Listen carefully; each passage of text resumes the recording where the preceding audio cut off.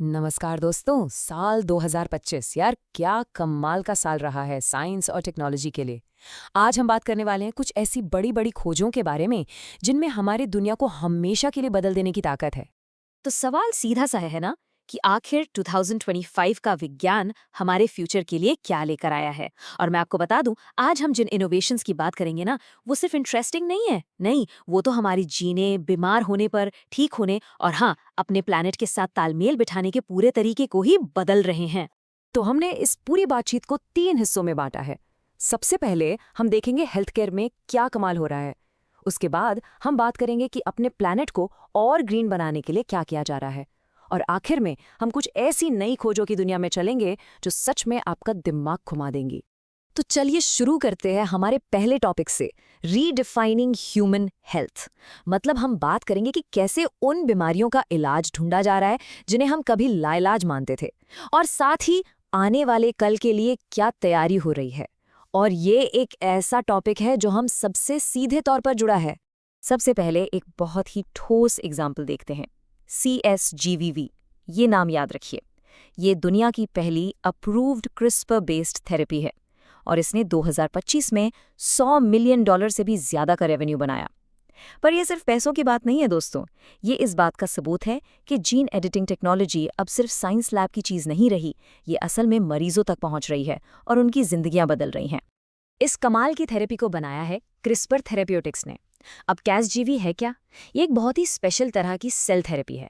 इसमें होता यह है कि मरीज की ही सेल्स को शरीर से बाहर निकाला जाता है, उन्हें जेनेटिक लेवल पर, मतलब उनके डीएनए में जाकर ठीक किया जाता है और फिर वापस शरीर में डाल दिया जाता है। सोचिए जरा, ये कितना बड़ा गेम चेंजर है। तो सवाल ये है कि ये काम कैसे करता है। बहुत सिंपल तरीके से समझाता हूँ। मरीज की ही स्टेम सेल्स को लेते हैं और फिर एक जीन है BCL11A, उस पर जेनेटिक कैंची का इस्तेमाल करके एक छोटा सा एडिट कर देते हैं। और इस एक बदलाव से होता क्या है, शरीर में फीटल हीमोग्लोबिन फिर से बनना शुरू हो जाता है, जो सिकल सेल जैसी बीमारियों में होने वाले भयानक दर्द को पूरी तरह खत्म कर सकता है। और रुकिए, कहानी सिर्फ जीन एडिटिंग तक ही नहीं है। 2025 में प्रोटॉन आर्क थेरेपी भी शुरू हो गई। ये ट्यूमर पर रेडिएशन को इतने सटीक तरीके से पेंट करती है कि आसपास के हेल्दी सेल्स को कोई नुकसान नहीं होता। और एक और कमाल की चीज हुई, साइंटिस्ट ने बनाए हैं प्रोटीन क्विबिट्स। आप इन्हें अपने शरीर के अंदर के छोटे छोटे जासूस समझ सकते हैं, जो सेल्स के अंदर की दुनिया को हमें इतने करीब से दिखाते हैं जितना हमने कभी सोचा भी नहीं था। और जब हेल्थ की बात हो ही रही है, तो हम सिर्फ आज की बीमारियों का इलाज नहीं कर रहे हैं, हम आने वाले कल के लिए भी तैयार हो रहे हैं। सिंथेटिक बायोलॉजी हमें अगली महामारी के लिए तैयार कर रही है। कैसे? तेजी से जांच करने वाले डायग्नोस्टिक्स, कहीं भी कभी भी वैक्सीन बनाने की टेक्नोलॉजी, और तो और ऐसे बायोसेंसर्स जो किसी भी बीमारी के फैलने से पहले ही हमें आगाह कर दे। अच्छा, हेल्थ की दुनिया से निकलकर अब चलते हैं अपने दूसरे बड़े टॉपिक की तरफ, एक हरा भरा प्लैनेट बनाना। यहाँ हम बात करेंगे उन सॉल्यूशंस की जो एनर्जी और क्लाइमेट चेंज जैसी बड़ी ग्लोबल चुनौतियों से निपटने के लिए सामने आ रहे हैं।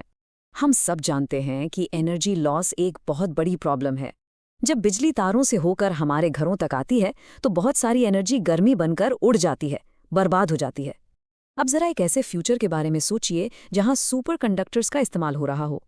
ये ऐसे मैजिकल मटेरियल्स हैं जो बिना किसी लॉस के, मतलब जीरो लॉस पर, बिजली को एक जगह से दूसरी जगह भेज सकते हैं। ये हमारे पावर ग्रिड्स के लिए एक क्रांति से कम नहीं होगा। और बताए क्या, 2025 में ये सपना सच होने के बहुत करीब आ गया है। साइंटिस्ट्स ने ये पता लगाया है कि कुछ खास मटेरियल्स पर अगर बहुत ज्यादा प्रेशर डाला जाए तो वो रूम टेम्परेचर पर ही सुपर कंडक्टर बन जाते हैं।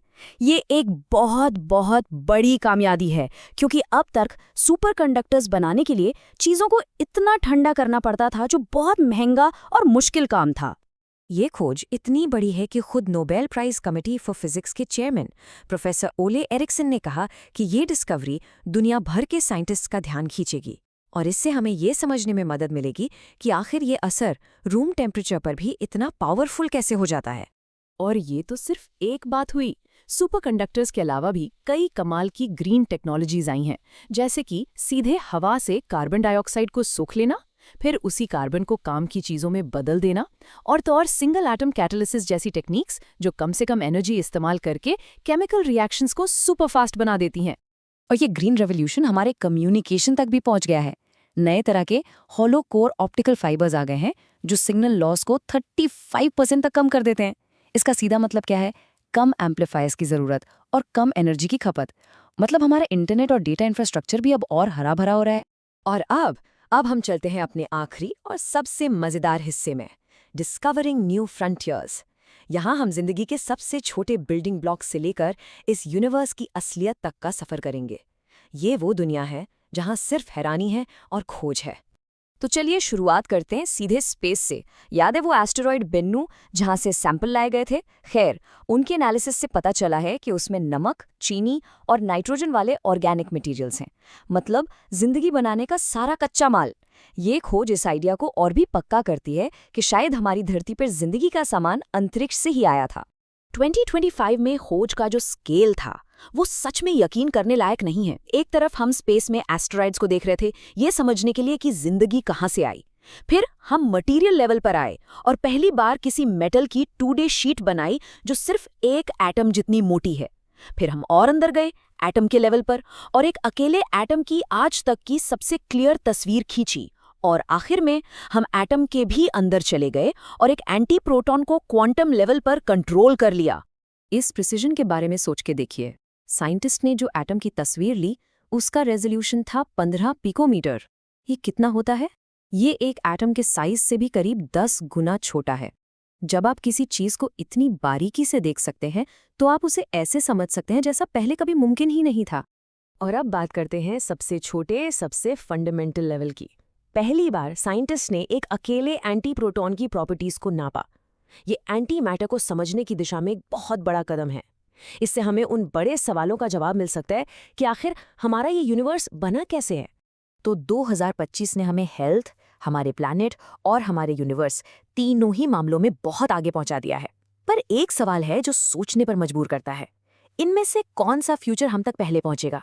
एक बेहतर सेहत वाला, एक ज्यादा साफ सुथरा प्लैनेट, या फिर ज्ञान और समझ का एक नया दौर? शायद इसका सही जवाब ये है कि ये तीनों अलग अलग हैं ही नहीं, ये सब एक साथ एक दूसरे का हाथ थामे आगे बढ़ रहे हैं। खैर, आज के लिए बस इतना ही। शुक्रिया।